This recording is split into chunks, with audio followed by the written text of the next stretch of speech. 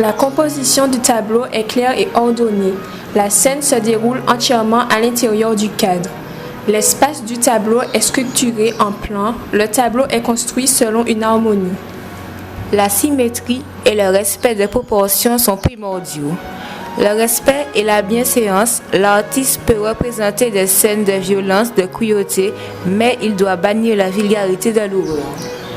Les contours des personnages et des motifs sont nets. La pâleur de la chair assimile les personnages à des statues antiques. La lumière, elle est vive car le classicisme aspire à un idéal de clarté.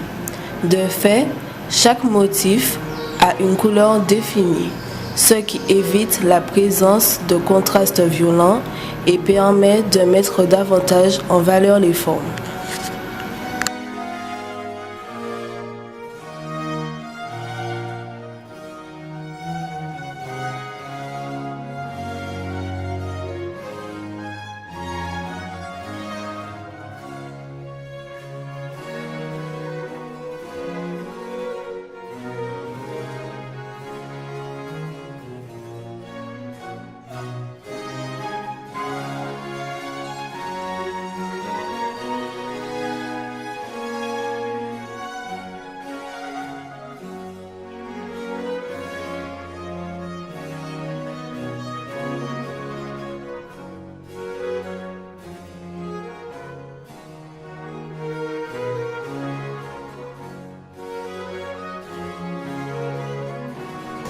Analyse de l'œuvre, l'enlèvement des Sabines, 1634-1635.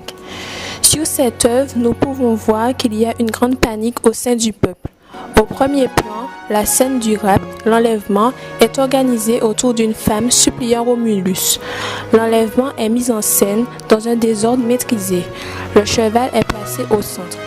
Au second plan, on observe l'architecture de Rome, temples, maisons, arts, galeries. La peinture utilise énormément de couleurs claires pour les personnages pour porter l'attention sur les combats. Le rouge des manteaux des Romains est celui de Romulus, le jaune de la tunique du soldat et de la robe de la jeune fille Sabine, le bleu de la toge du dignitaire romain et des deux robes des Sabines, l'orange du manteau du Romain, de la tunique de Romulus, de la robe de la vieille Sabine. Dans cette peinture, on perçoit plusieurs émotions comme l'orgueil, la panique, le combat impuissant des jeunes Sabines, le désespoir. Poussin donne à la scène un décor très agréable. Les monuments pourraient être ceux de l'apogée de Rome.